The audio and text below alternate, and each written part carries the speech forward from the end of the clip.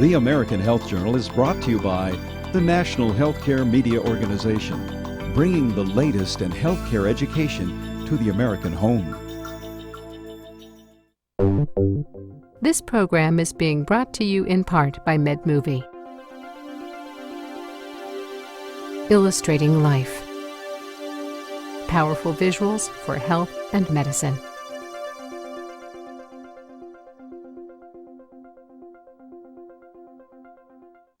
The American Health Journal, bringing you the latest information on medicine, psychology, diagnosis, treatment, and prevention. Major medical advances are made each week, and each week the American Health Journal keeps you up to date. This week on the American Health Journal, there are alternative methods that can help treat age-related eye disease like macular degeneration. Then, we'll have a compelling segment on the surgery to repair a common birth defect, cleft lips and palates. Coming up, did you know there are serious complications to having the flu? We'll tell you what you can do to minimize your risk. Next, a look into the field of medicine that uses high technology to repair heart problems. And finally, nearly 1 million Americans experience shingles each year. What treatment is available? Now, here's our reporter, Kris. According to the Academy of Ophthalmology, age-related eye disease is expected to dramatically increase from today's 28 million to 40 million by the year 2020. Dr. Edward Kondrot, a board-certified ophthalmologist and board-certified homeopathic physician, tells us his mission to reverse eye disease. My mission is to give people hope. Many patients come to me who have been told nothing can be done to improve their vision. So my mission is to restore vision and give people hope. And I accomplish this by doing several alternative therapies. And most of these alternative therapies have something in common. And that commonality is that they help act as a catalyst to restore the body. They help treat the underlying cause of disease, to help restore health and to restore vision. Two of these modalities that are very powerful are microcurrent stimulation and oxidative treatments. So let's begin with microcurrent. Microcurrent has been a therapy that's been around since the 1960s. There have been many studies that have shown that microcurrent therapy improves circulation, reduces inflammation, and stimulates cellular activity. And of course, all these things would be very beneficial if you're treating someone with a chronic eye problem that's going blind. We're using this powerful modality to improve the ocular function, improve vision, improve retinal function, and to take individuals who have been told by other physicians nothing can be done, you're losing your vision. Maybe they didn't respond to surgery, maybe they didn't respond to drugs. So we're looking at these modalities to stimulate the eye, to heal, and to regenerate. The second treatment that we have found to be very effective, and this is a broad category, it's called oxidative treatments. We use a substance called ozone, which is O3. It is a very powerful substance which can help improve oxygenation in the body and regeneration. And interestingly, ozone has been used since the 1940s to treat chronic infection, chronic disease, and help regenerate the body, in particular in patients with eye disease. There are different ways of applying ozone. The most common method is intravenous. It's mixed with a saline solution administered to the body. Another method is called major autohemotherapy, where we actually mix the ozone gas with the person's blood and reinfuse it back into the body. Another method that I'm interested in is called rectal insufflation. And this is where a small amount of ozone gas is administered rectally, and it's absorbed very quickly into the body. And this tends to be a treatment that many patients like because it's not evasive like the intravenous treatment. How is the microcurrent stimulation applied? The microcurrent uses a very low level of electricity to gently stimulate cellular activity and improve circulation. And the way it's applied, We use conductive gloves, and we wrap these gloves in a washcloth, and then we gently place it over the eye and one in the back of the head, so the current flows through the eye to the back to complete the current. There's other ways of administering microcurrent. One of them is just simply holding the gloves in your hand. We use that for therapies to reduce stress and to detoxify the body. So microcurrent is not only for the eye, it's for many physical conditions. A patient of Dr. Edward Kondrot, Carol Niehaus, tells us what brought her to see him. When I really figured out what I had, I couldn't read the newspaper anymore.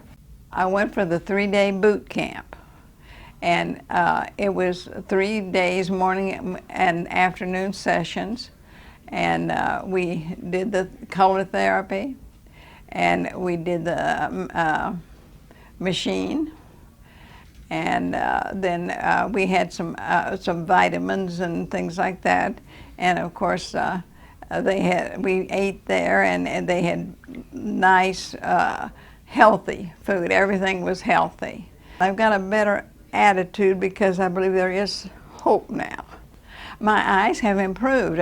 I'm delighted, but I'm thankful that I went, and I believe that I am better. Over 85% of the patients will notice a significant improvement of their vision.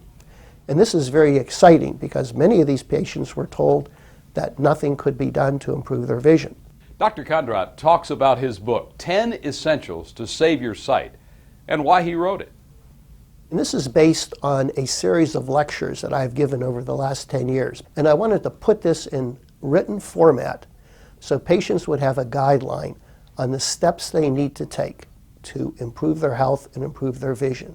Number one, begin changing your diet. Look at the food that you eat. I'm a firm believer we are what we eat, and food is the best medicine. The second deals with hydration. Then we move on to stress reduction, exercise, and then the later chapters deal with some of these specialized treatments that I talked about, like microcurrent and oxidative treatments. You're watching the American Health Journal, the show that brings you the latest information on prevention, diagnosis, treatment, and research from doctors throughout the United States.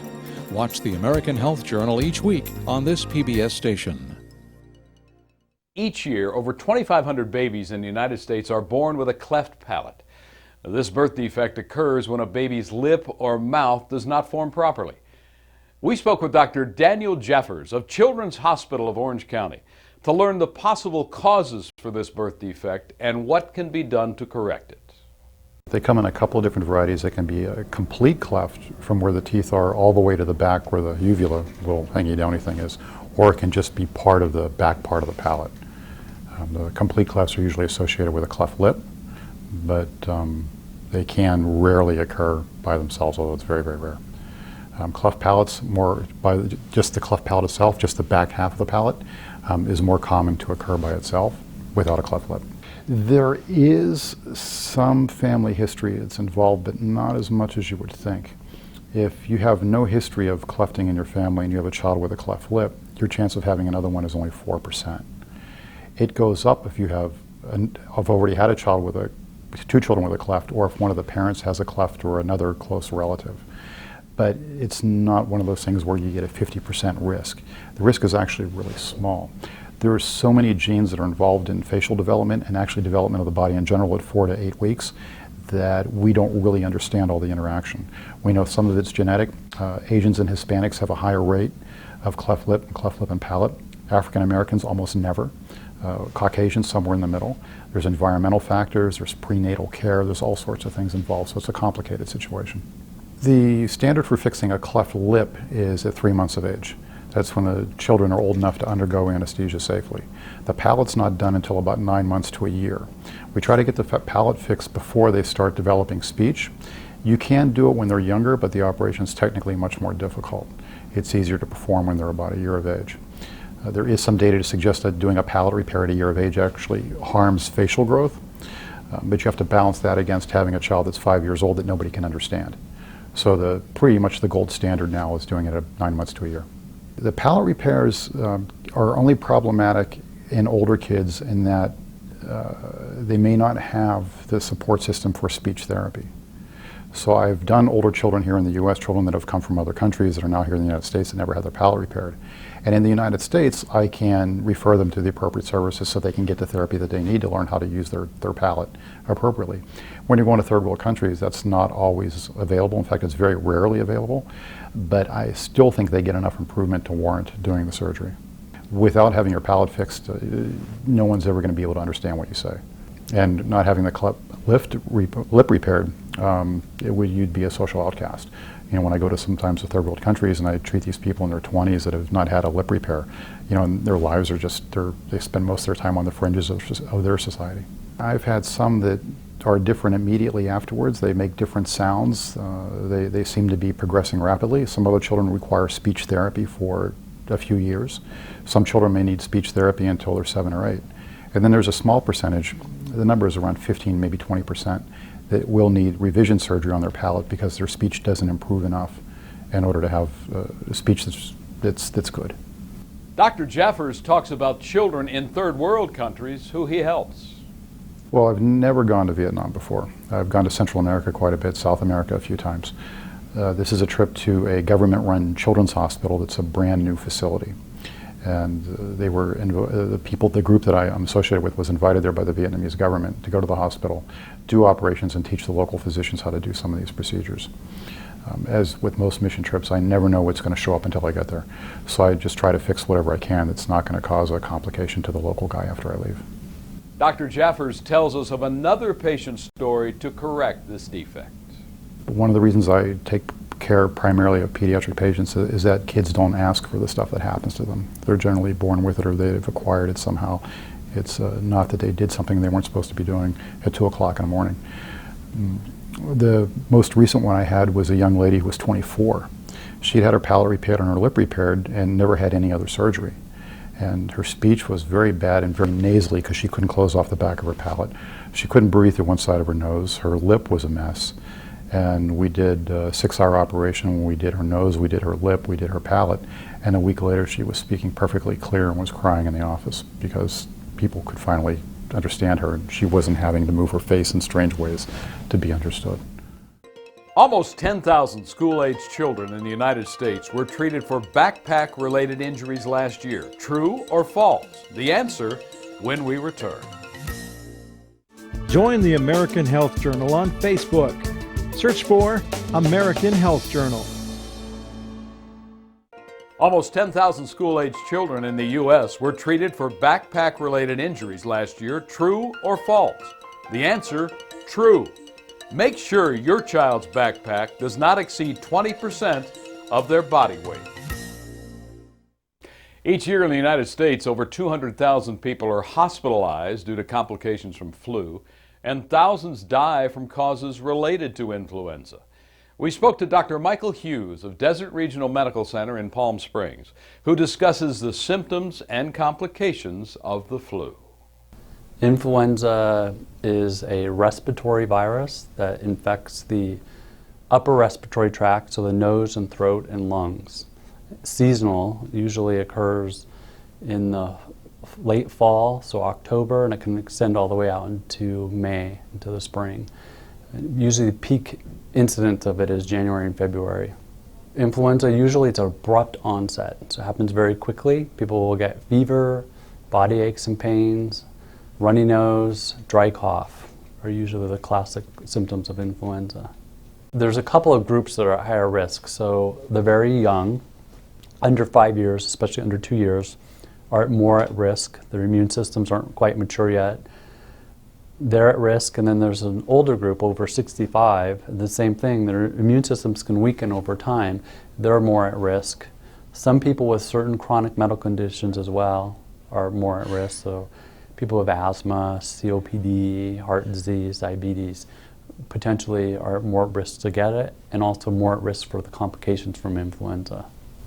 Dr. Hughes tells us how influenza is spread. It's spread through actually respiratory droplets. So it's when people cough or sneeze, the droplets are dispersed throughout the air, and people will get them either in their mouth or mucous membranes, nose. So that requires close contact. So it's usually spread in close contact.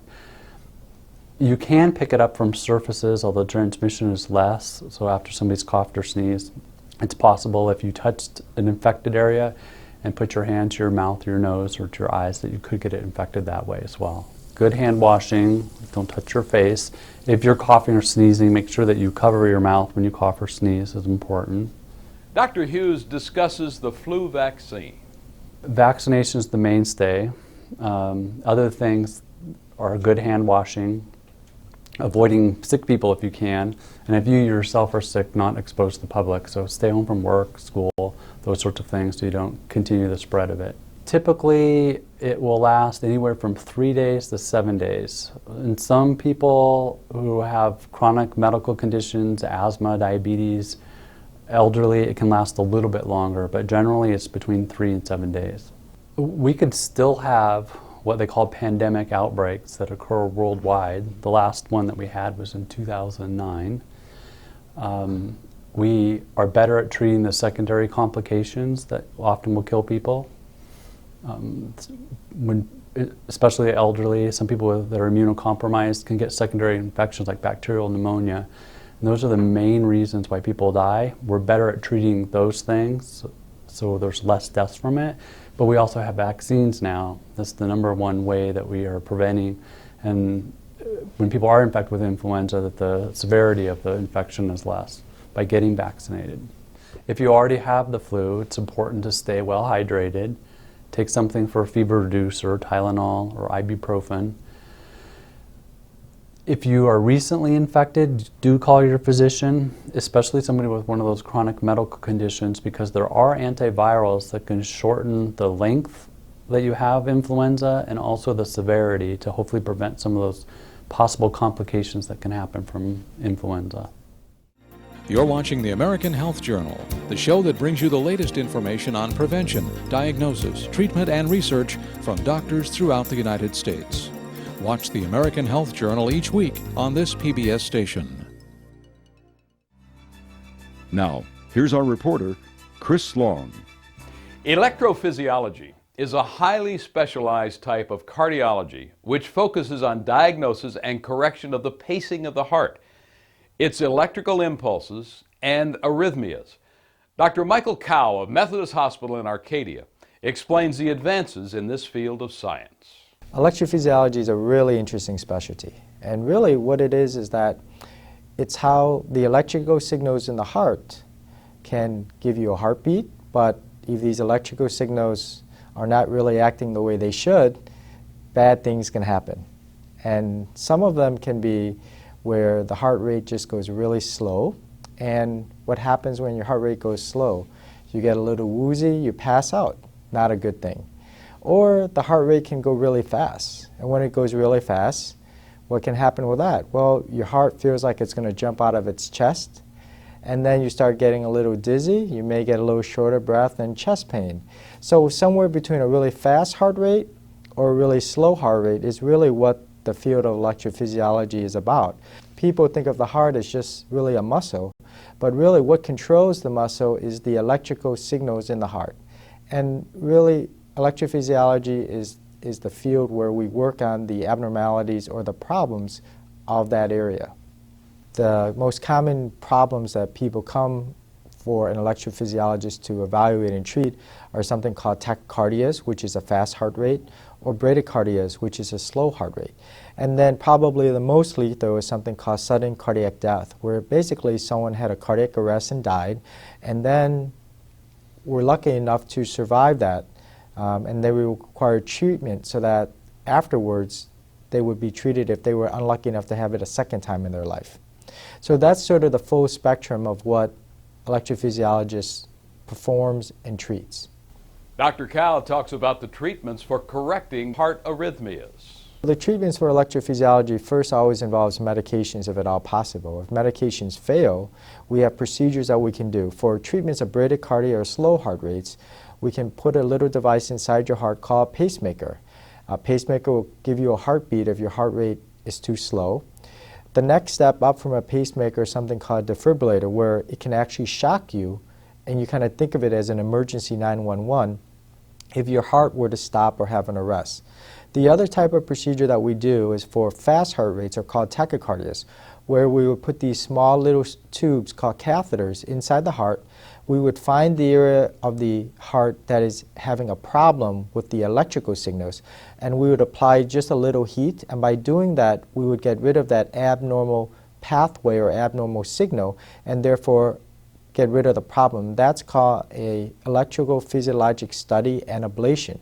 Within that, there's a lot of different types of rhythm problems. The most common nowadays that people have throughout the United States is something called atrial fibrillation, where the heart just beats really fast and it really beats in an unorganized way. And so what we do is we try to reorganize it by electrically isolating the abnormal part from the normal part. And this is called an atrial fibrillation ablation. And this is really what electrophysiologists are known to do, because we're the only doctors that have this procedure to treat it. But in the future, electrophysiologists will have more tools that not only involve things in what they do in the heart, but potentially things outside of the heart. And that's what makes electrophysiology so exciting, is that the treatment that already has been performed can be actually expanded so that we can give other diseases a treatment that they currently don't have. I still remember one patient very vividly. He's a really young gentleman. He was in his early 30s. He had come because he couldn't walk 5 feet without being short of breath. His heart was really weak. The heart function, we measured as a certain number called ejection fraction. Normal should be around 60%. His was only about 5 to 10%.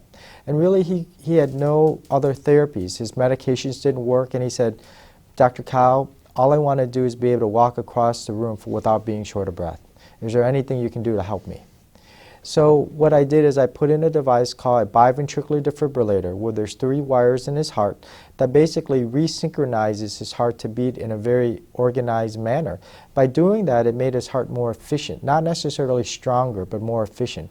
So after we put in that device, as soon as I brought him up from our cath lab, which is where we do our procedures, he looked in the mirror and said, "Dr. Kao, this is the first time in years that I've actually seen my face turn red, because now I actually have blood flow."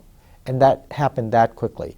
And he's been thankful ever since. So now, not only can he walk across the room, he can actually walk across 2 rooms. And for him, it's a big deal. For us, we may not think, wow, why is that a big deal? But for someone who couldn't walk 5 feet and now they can walk across 2 rooms, that's huge, meaning that's the quality of life. And that's really what we're here to do for our patients, and to be a good doctor. Join the American Health Journal on Facebook. Search for American Health Journal.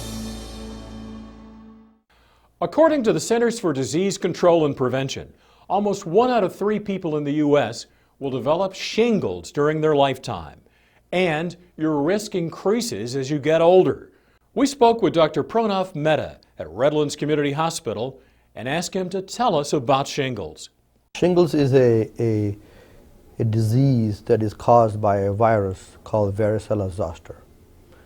We all have this virus when we got chickenpox when we were children. After that, this virus kind of hibernates, sleeps in the body, and it comes back a second time around. It causes a very painful type of rash. It's called shingles. Patient come to me sometimes says, "I got this rash here. It's a painful rash. It looks like a bunch of pimples sitting on a red base." Usually the pain and the numbness starts first in most of the cases. And then you see a group of vesicles, a group of lesions that come up, and then it spreads. So from day 3 to day 7, it starts to spread. And then after days 10 to 14, it crusts and dissolves.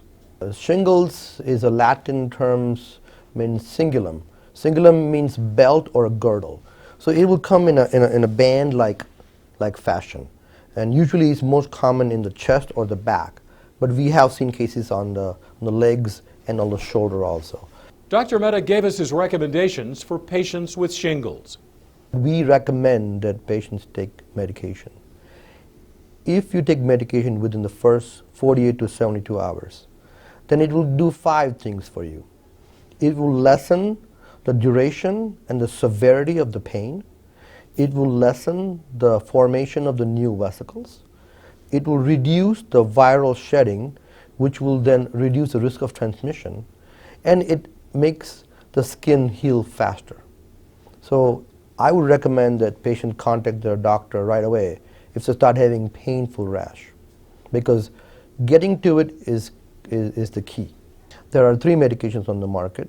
The first one that came on the market is called acyclovir. The dose is, in most of the cases, 800 milligram 5 times a day. But nobody can take 5 times a day. It's just they usually forget 1 or 2 doses. So the efficacy is not as good as the other 2 medications. The other 2 medications are called Famvir, that's Famvir, and Valtrex, Valtrex. They are taken 3 times a day. And they're shown to be a little bit better because patient can take them at a more regular doses. Shingles affects some patients for a long time. The patient usually associates the pain that comes after the shingles as still being the active form of disease. So about 10 to 15% of the patients who have shingles will get this condition called post-herpetic neuralgia, which can last from weeks to 6 months to years. So patient will say that they still have the active form of shingles, but in reality it's the complications of shingles. Dr. Mehta discussed the prevention of shingles. There is a vaccine called Zostavac, which is recommended. You take it. It gives you the immunity from the disease in most cases. It's a shot that you give subcutaneously and just once.